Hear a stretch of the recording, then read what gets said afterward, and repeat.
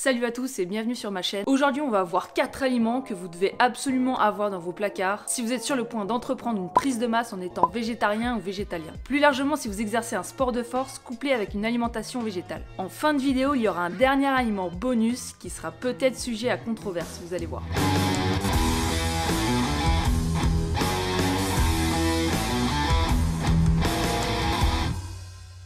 Ok, le premier aliment est destiné au petit déjeuner. C'est pas toujours facile d'avoir un petit déj bien protéiné quand on mange végétal, mais cette petite pépite va vous permettre de gonfler votre apport en protéines dès le matin. Je vous présente les Crispy Soja de chez Koro.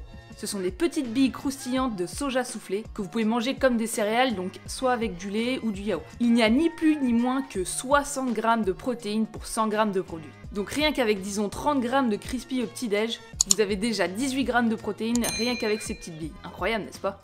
Le deuxième aliment, tout le monde le connaît et c'est la lentille, qui est ultra intéressante d'un point de vue nutritionnel pour les personnes végétariennes ou végétaliennes. C'est une légumineuse riche en protéines, environ 25 g pour 100 g, et qui présente un profil d'acides aminés essentiels et non essentiels relativement complet pour une protéine végétale.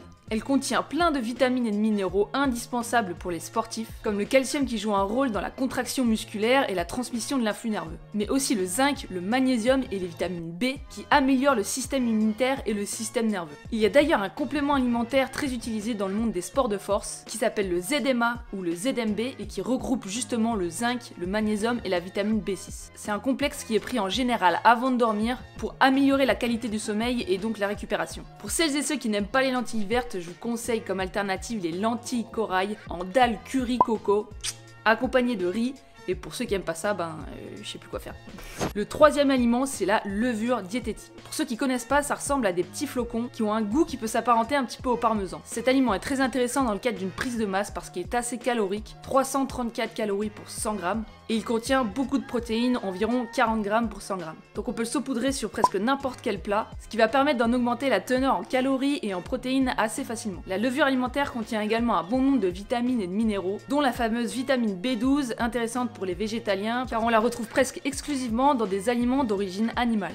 Le quatrième et dernier aliment avant de passer à l'aliment bonus, c'est le sétan. Donc le sétan, c'est un aliment qui est essentiellement fait à partir de protéines de blé, donc de gluten. Pour celles et ceux qui sont allergiques ou intolérants au gluten, ce sera pas un aliment pour vous. Il contient entre 20 et 30 g de protéines pour 100 g. Vous pouvez le trouver sous différentes formes dans le commerce, en tranches, en saucisses ou en galettes. Mais je vous avoue que le sétan nature, en termes de goût, c'est pas ce qu'il y a de meilleur. Si jamais vous en avez trouvé un bon, faites-le moi savoir en commentaire. Heureusement, vous avez la possibilité assez facilement de faire votre propre sétan à la maison, en achetant du gluten de blé directement en magasin. On passe maintenant à l'aliment bonus qui va sûrement susciter débat au sein de la communauté végane. Et ce sont les œufs, mais pas n'importe lesquels. Poulaos est un éleveur de poules pondeuses qui se dit respectueux de la poule. C'est-à-dire qu'elle est élevée en plein air et qu'elle vit le plus longtemps possible même si elle pond plus. Ils ont une gamme bio et une gamme non bio qui est un peu plus abordable au niveau du prix. S'il y a des végétaliens qui regardent la vidéo, dites-moi si vous seriez ok pour manger ce type d'œuf. En plus de contenir une protéine d'excellente qualité, l'œuf renferme aussi un tas de bonnes choses essentielles pour la santé, comme les vitamines A, D et E, mais aussi la vitamine B12 dont on a parlé juste avant. L'œuf contient aussi les deux types de fer, héminique et non héminique, ce qui fait qu'il sera mieux absorbé par l'organisme que le fer d'origine végétale qui est lui non héminique seulement. Il contient également des bonnes graisses poly et monoinsaturées qui aident à maintenir le cœur et le système hormonal en bonne santé. C'est tout pour cette vidéo, j'espère que ça vous aura plu. Dites-moi en commentaire quel aliment est votre meilleur ami quand vous êtes en prise de masse. N'hésitez pas à liker, partager, commenter si jamais vous avez appris quelque chose. Et moi je vous dis à la prochaine pour une nouvelle vidéo. Bye!